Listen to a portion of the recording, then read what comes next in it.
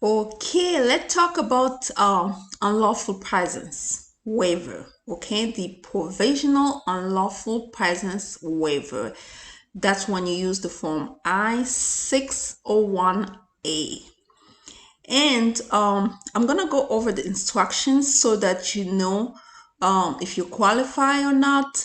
And I'm just gonna point out some details that might be overlooked, and then I'll conclude my video for today, because the problem with this waiver is that, first of all, you have to have qualifying relatives such as U.S. citizen or lawful permanent resident for it to actually work. Okay, and not to mention, once you have been granted this waiver, you have to depart the United States, and then you can go to your U.S. embassy, or to the U.S. embassy in your country, of course, and then or a U.S. consulate for an immigrant visa interview. Okay, but you have to get this one first granted. You apply for this one when you are physically present in the United States. That's how this one works. So, who's qualified? So, in order for you to qualify, first, you have to be physically present in the United States. Okay, you are physically present in the United States. You are at least 17 years old at the time of filing, and then you have an immigrant visa case pending with the Department of State, because you are the principal beneficiary of an approved form I-130, or an approved form I-140, or an approved form I-360. Okay, so, and then or maybe you have been selected by DOS to participate in the diversity visa program, or you are the spouse or child of a principal beneficiary of an approved immigrant visa petition and have paid the immigrant visa processing fees to the DOS. Okay,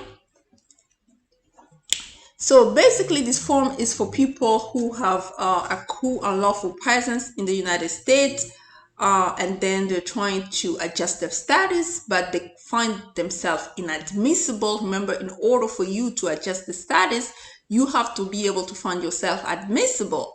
But if you, for example, you have been in the US and you have found yourself inadmissible, you cannot adjust status. That's when this form comes into play.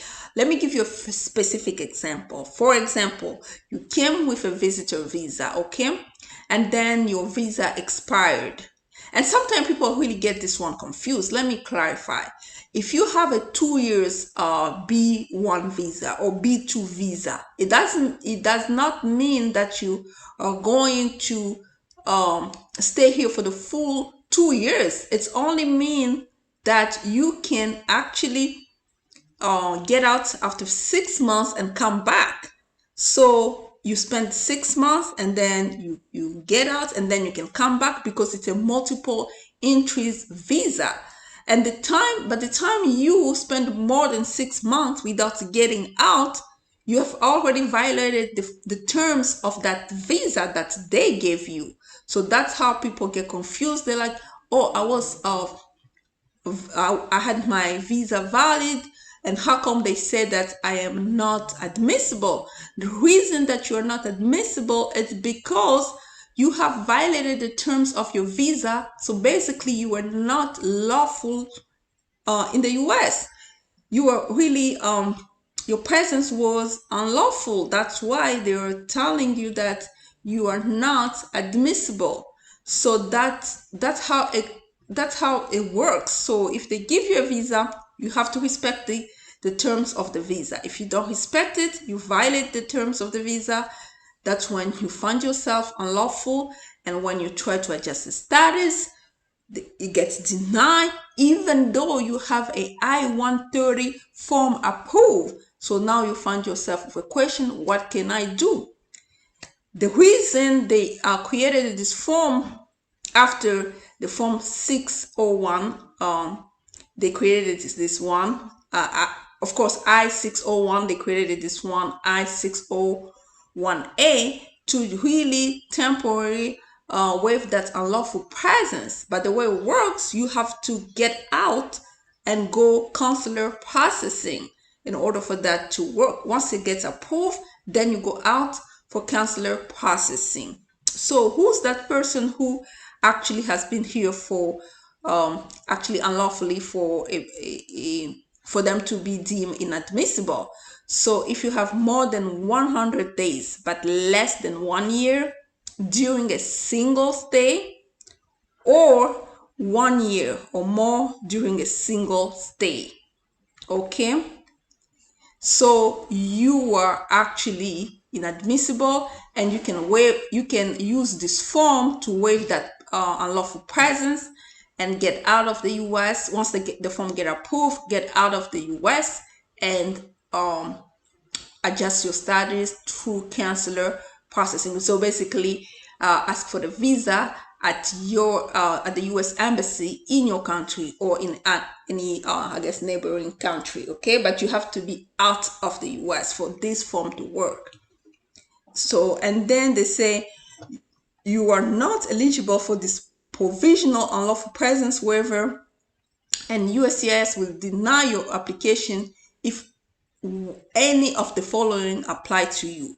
If you do not meet all the requirements listed, the one that we just talked about, you will not be able to waive your unlawful presence using this form. Then you have to use the form 601. Okay, if you have a form I-485 application to register permanent resident, if you are in removal proceeding, unless your removal proceeding have been administratively closed and have not been placed back on the Department of Justice or Executive Office for Immigration Review, to continue your removal proceeding at the time you are filing I-601A. So if you're in removal proceeding, this one is not going to work for you unless your proceeding has been closed. Okay, and you have not been placed in the Department of Justice for them to continue those proceedings. And then it says, even if your removal proceedings are administratively closed, you are still in removal proceeding until EOIR terminates or dismisses your case. Okay, so if you're in removal proceeding, you cannot use this form. You have to use 601, not 601A. You are, however, eligible to apply for provisional unlawful presence waiver if EOIR has not placed your removal proceeding back on its calendar to continue your removal proceedings. Okay, you are subject to an administratively final order of removal, exclusion, or deportation that has been entered or issued against you. You cannot use I-601A. Really, you have to find another waiver. Okay, so, and then here it says permission to reapply for admission is called consent to reapply. The applications fell on form I-212, 12 application for permission to reapply. Okay, so basically some people they have to file in addition to this form, they have to file the form I-212. So it just depends, it's case by case basis. Remember, this form cannot be accompanied with another form. This form is you can only file this form by itself. Really, that's the requirement for this form. Okay, if the Department of Homeland Security has entered a final decision reinstating a prior deportation, you cannot use this form. Okay, again, it says you are not yet ineligible for the provisional unlawful presence waiver if DHS has only served you with a notice that the HS intent to reinstate a prior. If you only have a notice, then you can use the form. But if they've already entered a final decision of reinstating a prior deportation, you cannot use this form. So it's just gonna result in denial, waste of your money, waste of your time. Okay. If you are currently subject to an expired grant of voluntary departure, remember when they give you voluntary departure and you don't leave and it has expired, you cannot use this form to waive your unlawful presence. If you fail to establish that your U.S. citizen or lawful permanent spouse or parent will experience extreme hardship if you are refused admission to the United States. So basically, remember that as any waiver, you have to be able to prove extreme hardship, okay?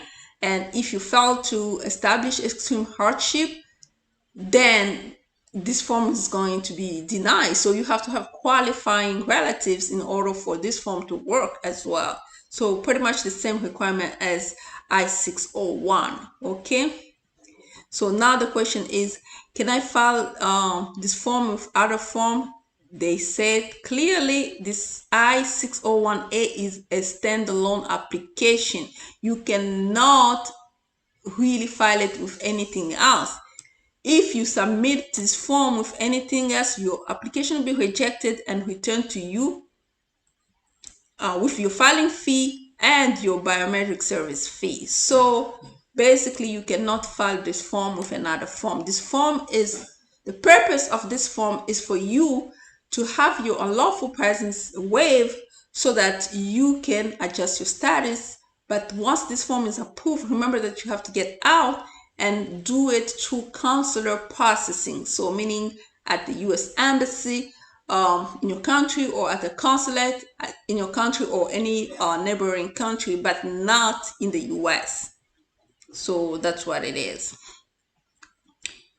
Okay. So you see, applicant for a provisional unlawful presence waiver cannot seek adjustment of the status in the United States based on the form I-601A. So this one really is, you have to be able to depart. You cannot do it here.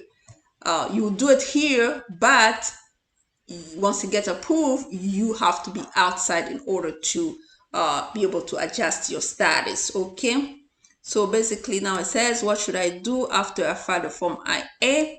So after you file this form 601A, it's important that you provide all required paperwork, and then for your immigrant visa to the Department of State.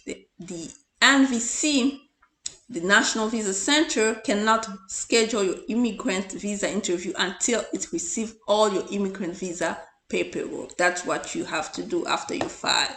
Okay.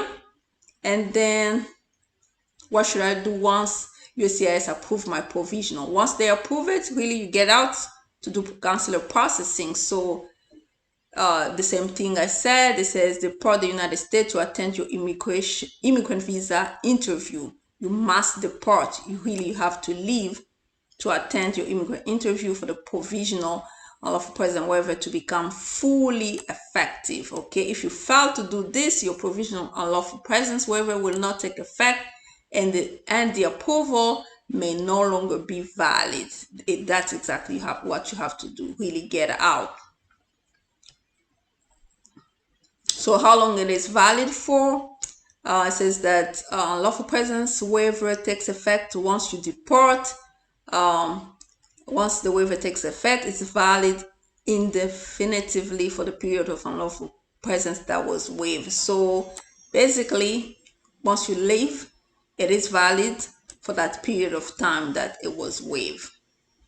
Okay, they can revoke it.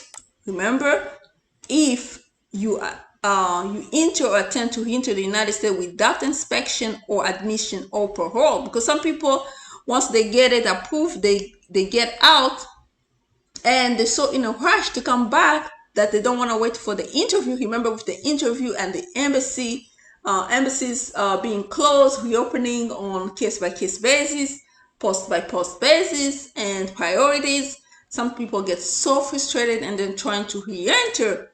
But remember, if you re-enter the United States without inspection and admission, this thing that you actually got approved will be revoked. Okay, don't do that. So that pretty much it tells you in what condition they can revoke it, like just terminate it. So what is it if it gets denied? Then you have to reapply again. You have to file a new one. Remember, then you're gonna waste your money again. So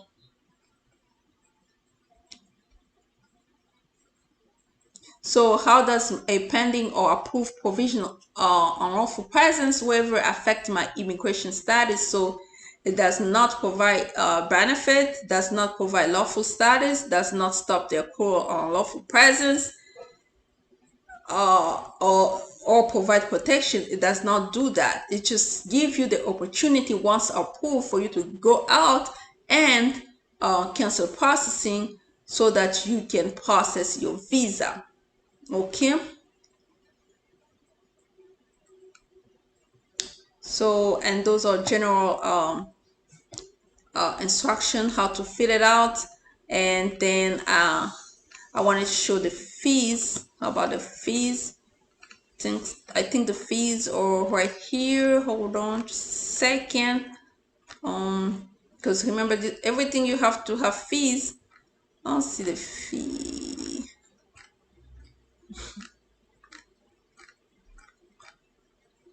Okay, this is the fee, 630 plus 85 for biometric.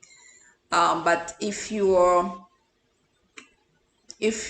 under 14 years of age, or 79 years of age or older, then you are not going to pay for biometric, those $85 dollars. And something else I wanted to make sure that is they're talking about extreme hardship, and they give you the thing that you can support with. Okay, and things that they can consider. They might consider health of your qualifying relative, financial consideration, education, personal consideration, spatial factors. Those are the things that will help you when you write your argument. Okay, so, and then who's qualifying relative? They say it can be your spouse, your mother, your father, your step parent, adoptive parent.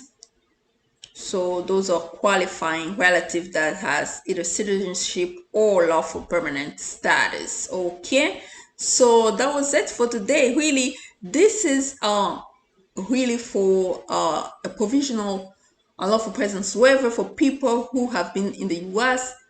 However, they actually become unlawful at some point, and sometimes they might not even know it. For the example I just gave you about a visitor visa, so they don't know it, but that's what they have to do in order to adjust their status. They have to file for this form. If they cannot file for this form, then they have to file for I-601 and hope for the best. But this one has better chance for you to get it than I-601. So unfortunately for this one, you have to depart the US. Okay, that was it for today. Bijoux.ngwanda here, immigration lawyer in the DC metropolitan area. Please go ahead and subscribe, share, like. This might not apply to you, but this might apply to your friends, co-workers, colleague, family members, or neighbors. Okay, you can share this information. Please don't forget to comment below, and if you have questions, don't hesitate to call my office. Not today but Monday. Please make sure you call my office, 202-751-2180. And my email address, check the description box. You can email me as well. Consultation fees apply as usual, and we will help you with this argument so that you can get your unlawful presence waived and go home and process your visa and come back. So that's really something that if you haven't considered this one, you can consider this one. Okay, thank you again for joining me Saturday. And I think that was it for today. Until next time, bye bye.